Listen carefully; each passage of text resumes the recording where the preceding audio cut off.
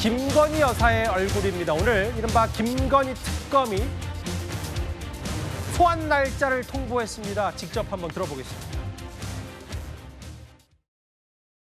오늘 오전 윤석열 전 대통령에 대하여 7월 29일 화요일 오전 10시에 피의자로 출석하라는 수사협조 요청서를 서울구치소장에게 송부하였습니다. 김건희 씨에 대하여도 8월 6일 수요일 오전 10시에 특검에 피의자로 출석하라는 출석 요구서를 주거지로 우편 송부하였습니다. 이제 본격적인 특검 수사가 개시된 지 한 3주 만에 특검이 이제 윤석열 전 대통령 부부를 정조준했습니다. 뭐 남편이 윤 전 대통령이 지금 수감 중이긴 한데 일단 좀 더 눈에 띄는 건요, 윤기천 부위원장님. 8월 6일 10시에 김건희 여사에게 소환을 통보했습니다. 피해자 신분이죠?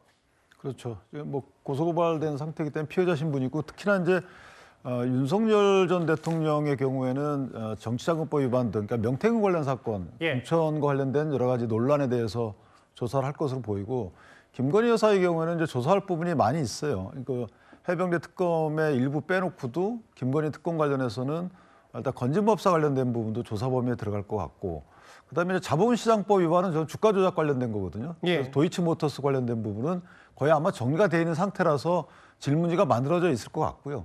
사무토건 관련해서는 사실 이게 김건희 여사에게 질문할 수 있는 정도의 관련자들 수사가 됐는지는 좀 의문입니다. 왜냐하면 관련자 일부가 국외로 나갔다는 소리도 있고 아직까지 김건희 여사에 대해서 안다 모른다에 관련된 종합된 수사 단서가 나오지 않은 상황이기 때문에 결국은 도이치모터스 사건, 그다음에 이제 그 김모 씨라고 집사로 통하는 그분 관련된 투자금의 행방 이런 부분과 관련돼서도 아직은 조사 준비가 안 된 걸로 보여져서 결국은 도이치모터스, 그다음에 공직선거법 내지 정치자금법 위반, 명태균 관련 사건, 그다음에 이제 건진법사를 통해서 뭐 물건이 흘러갔는지 여부, 요 정도가 첫 조사에서 나올 얘기가 아닌가 개인적으로 그렇게 생각합니다.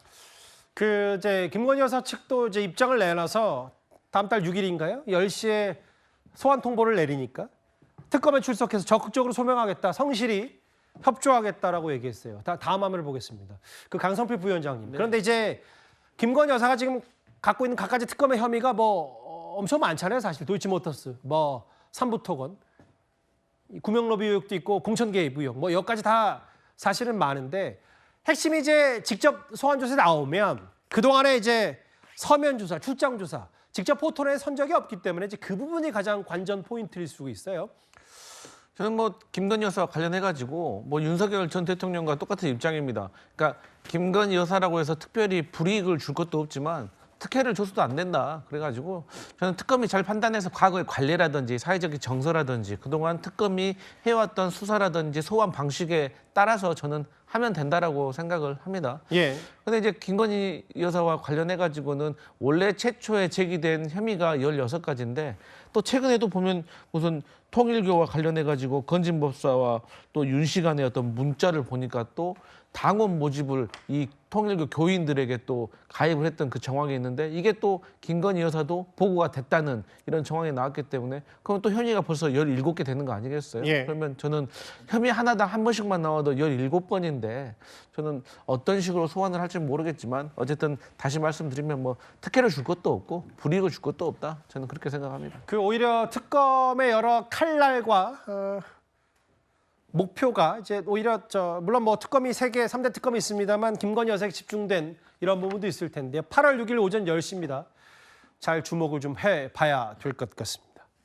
3일 오늘 특검의 소환 통보 날짜 못을 박은 얘기를 해봤고요.